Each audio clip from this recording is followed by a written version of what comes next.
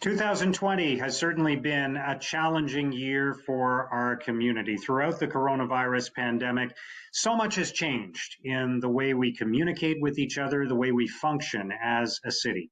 But there are still very important decisions to be made by city government about this crisis and about so many other things. So we wanted to provide an opportunity for elected officials to communicate directly with their constituents. Welcome to Ward Updates, a series of one-on-one interviews with Ottawa City Councillors.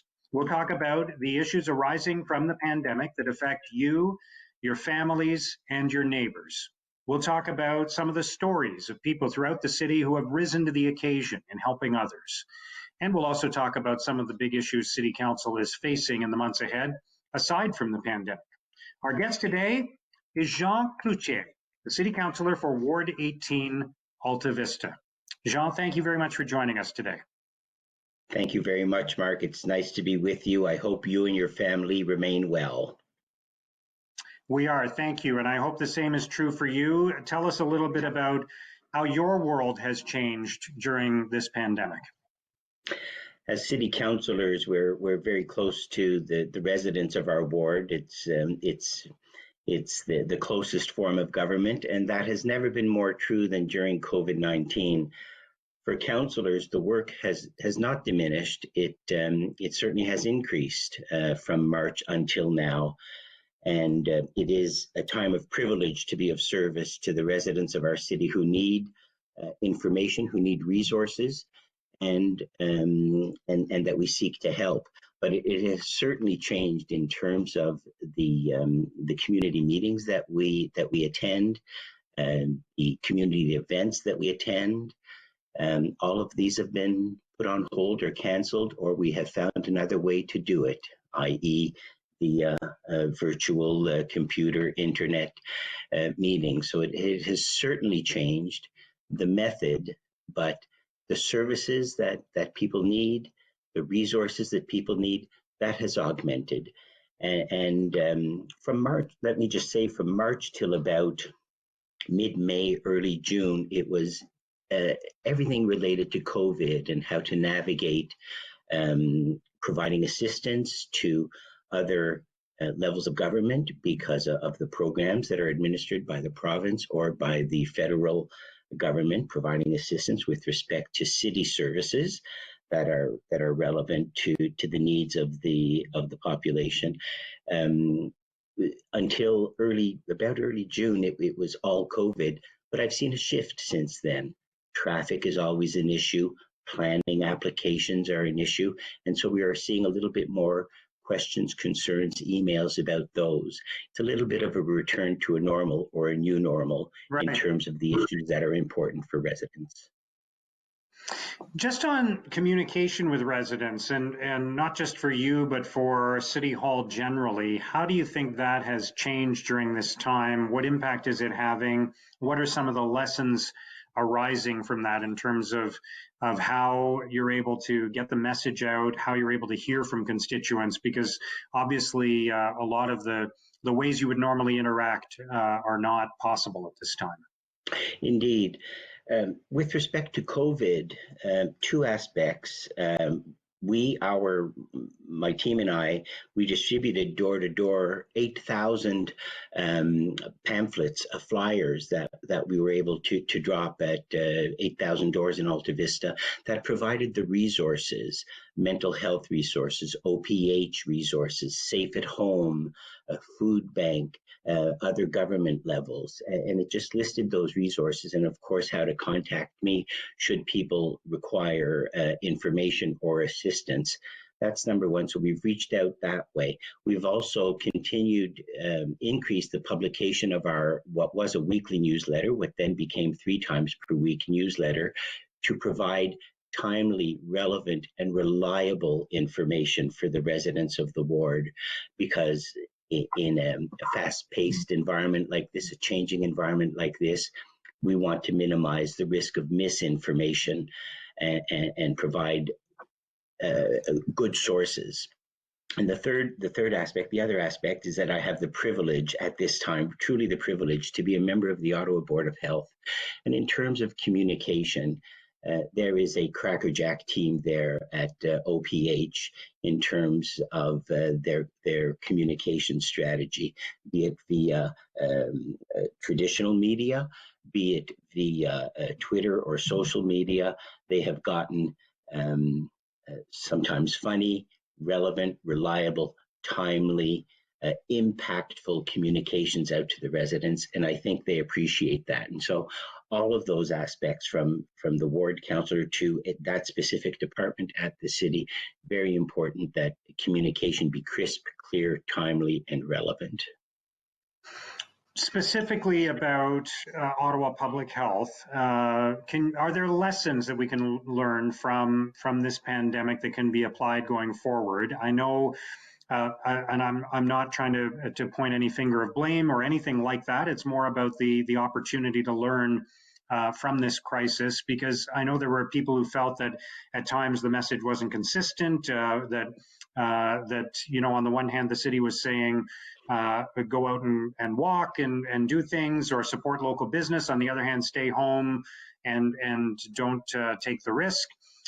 So do you think we needed to have a more, and in the future need to have a more cohesive message when something like this happens? I understand what you're saying. We have to remember how quickly things were changing in March and April, and dealing with the emergence and the strength, if I could use that term, of the virus, and how quickly it was coming through the community. And so government officials, be it public health or other levels of government, were doing the best they could with the information they had, and we saw that with masks. At the beginning, the guidance was that people didn't have to wear a mask, but as more scientific evidence emerged and more data emerged, we found that masks were a valuable tool, not the entire answer, but certainly a valuable tool in reducing the risk of transmission of the virus. And so that message went out, and I understand, and I, like other councillors, have received emails from residents vis-a-vis the confusion, vis-a-vis the apparent mixed message. But the message change as the information changes, as the evidence changes, as the data changes, and it's important that we as government officials be as forthright in that, making decisions with a lot of variables and in an uncertain environment. Just before we talk more about some of the implications from this crisis, including the financial implications for the city budget, tell me a little bit about what's been happening in your ward and some of the examples of people who have been rising to the occasion and supporting each other, because there has been a huge amount of community support, of heroic activity. So give me some examples of what's been happening in Alta Vista. Thank you for that opportunity, Mark. And we've been working since the COVID started. We're working with reaching out food banks. We have 5 food banks in Alta Vista, and that needed support. And it was important that, and I worked with the local food bank, the Heron Emergency Food Cupboard, to make sure that they were able to continue with their hours for those who needed that service. And it's an area where people really rely on that service. We have community associations, the Canterbury Community Association, for example, that runs programs out of the Canterbury Community Centre that had to shut down, but has since reopened and is providing free programming, outdoor fitness under that structure. That is under the structure, the Jim Tubman Chevrolet Sens Rink, which is ideal in a situation like this because it is open air, it is an ice pad, it is covered, and so they're able to provide programming free at that location for residents. Now that we are in phase 3, they were not allowed to do so during phase 1 and phase 2, but now that those structures are reopening, they're able to do so. So I'm happy that that's done. But there are other examples, and I want to bring to your attention and to the attention of the viewers, an organization that's called Food for Thought Cafe, and it has delivered It is run by a gentleman.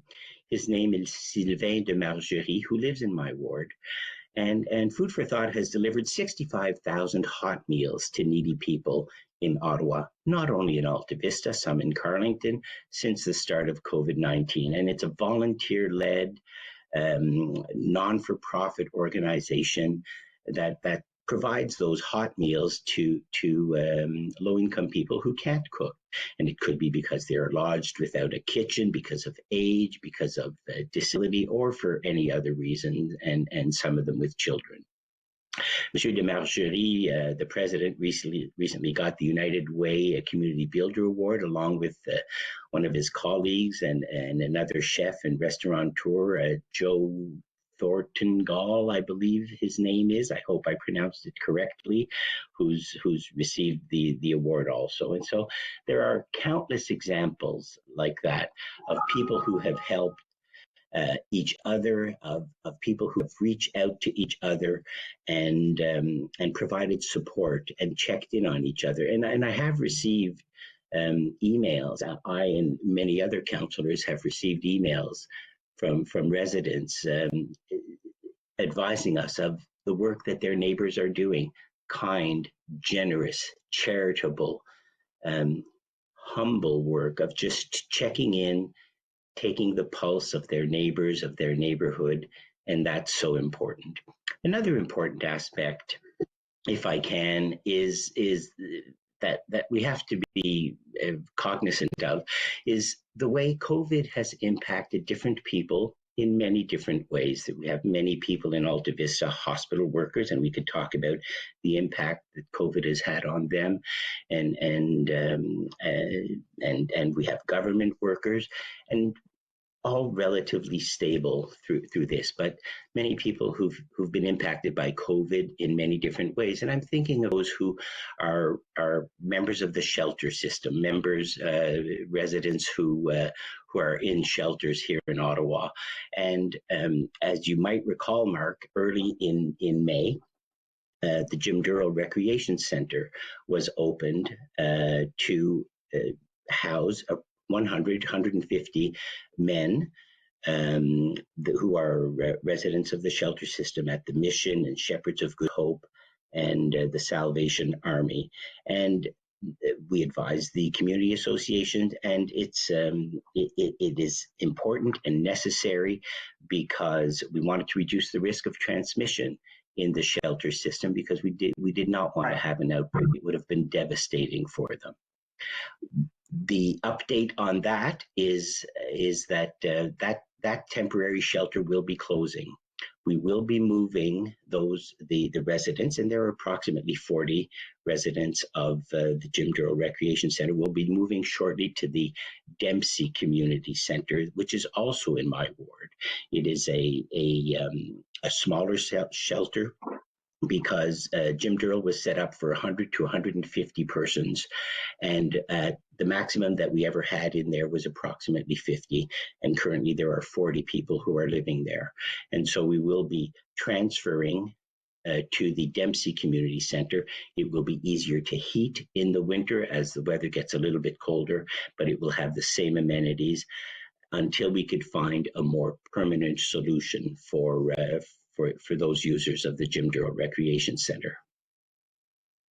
All right, thank you for sharing that. There are so many implications of this, obviously. I wanted to get your thoughts on how business has been impacted. You mentioned a couple of businesses, and at a local level, at a street level, obviously, retail stores, restaurants, other companies have been dramatically affected by this. But in addition to that, more broadly, what impact has this had on the city's economic development efforts, on tourism? I know you've been involved in the film office as well. So what's your sense of what this is doing to our local economy?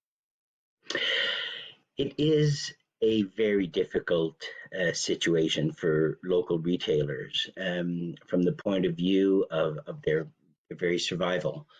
The impact on the city is that if businesses close, it reduces the products and services that are available on that street in that area for residents, and it has an implication on property taxes, on employment, and on the walkability of those streets. We want those streets to be active and animated, and to be safe for people to walk along. And I'm referring to Bank Street along my ward and other places.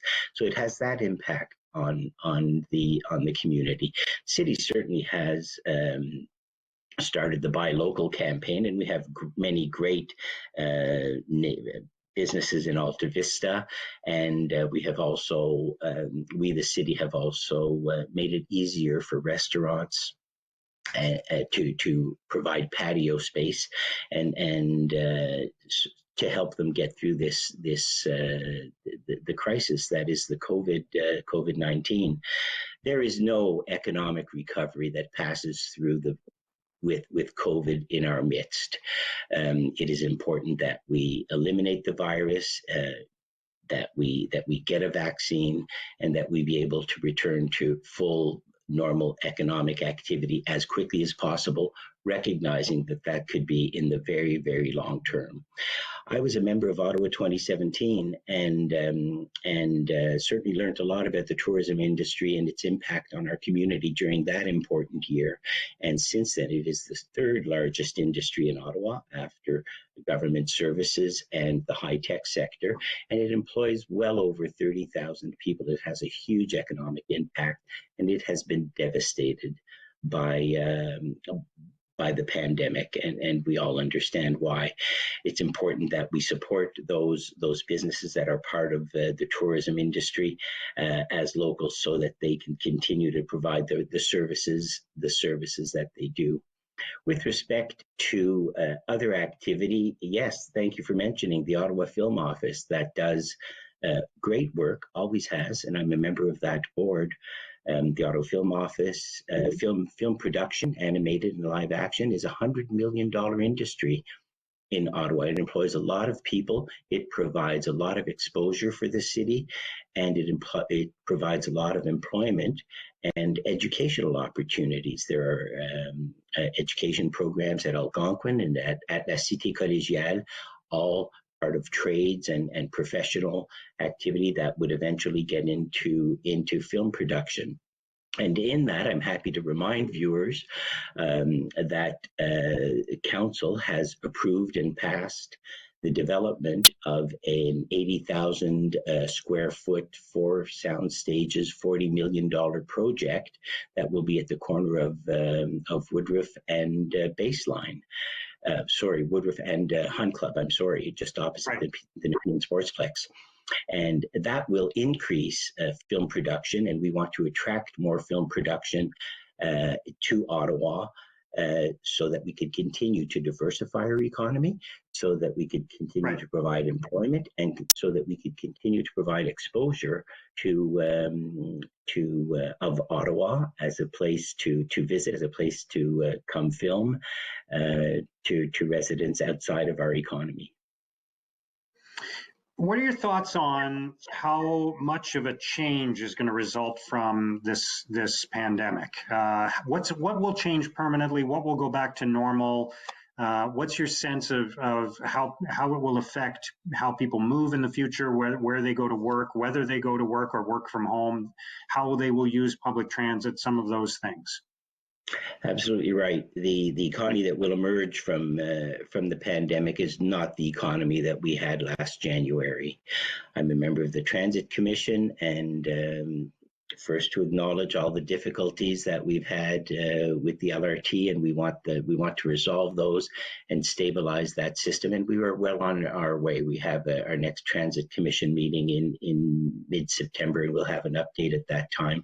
But there's been a lot of progress, and RTG has been fortunate, if you will, that they have been able to have less of a load of people riding the transit system from March until now, so that they could do the repairs and the adjustments to the LRT system that are necessary. To your fundamental question, we are seeing only about 30% of our regular transit riders on LRT at this time. governments and other large businesses, Shopify, for example, have indicated that they will not be returning to normal office environments. In a pandemic environment, the elevators can't bring up and bring down the number of people in the time that it takes to, and while respecting physical distancing. And those are the realities. People have found new functionality, new acceptance, and new capabilities in medias for virtual meetings such as this, and they have become more comfortable with it. So we are going to be seeing more of that. The retail environment, I touched on it earlier. People have become more adept and accepting of ordering groceries online, ordering other goods and services online, and having it delivered to their door. So all of those will have an impact on our main streets, on the walkability of our streets, on the economy, on the employment. Property taxes, property values will all be impacted. The exact level and scope of that impact is unclear to me, but it will certainly have an impact, and the way governments and people do things will certainly change. What about public transit? Can you say with any confidence at this point that when the demand returns, that we will have a fully functioning, effective, reliable light rail system, given all the issues we've had in the past year? Absolutely. I absolutely understand the question and the concern. We will get that update in mid-September. As you know, the city provided the letter to RTG that we expected, and that was in March, right before the pandemic hit, and the emergency orders came down to RTG, and they have been responsive to that. There have been updates and there have been meetings. I have sat in those meetings. It's with the head of the three corporations that make up RTG, and they have heard loud and clear that the city, that the mayor, councillors, members of the Transit Commission are not happy with the functionality, with the reliability of the LRT, and that those things need to change. To your basic question, can I say with any assuredness that we will return to that we will get a fully reliable 100% system when those loads return? I cannot. Not right now, but I can say that the elements of the doors, of the tracks, of the switches, of the catenary system, all of those have been looked at and improvements made, and I expect that they will be able to carry the load when we get back to that full ridership. I hope we get back to full ridership. I do not expect that we will do so in September.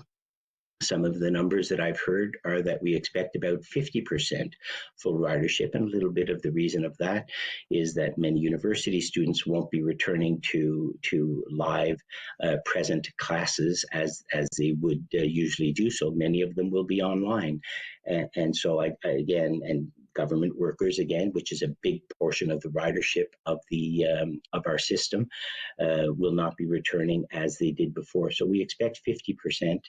But notwithstanding, even for those the riders that are on the system, we want to provide safe, reliable transit experience for them. What about the city's finances? There's a big shortfall looming because of the decline in transit fares and other factors as well. How are we going to fix that? 192 million is the most recent estimate by our treasurer, Wendy Stephenson, who just started January 1st. She was assistant treasurer, but boy, talk about a jumping into the hot water. But I've appreciated my conversations with her very much, and the work is very difficult for finance people. We have received assurances of 124 million from other levels of government to try to deal with that $192 million deficit, but there's still a ways to go, and there will still be more programs that will be announced by the federal and the provincial government.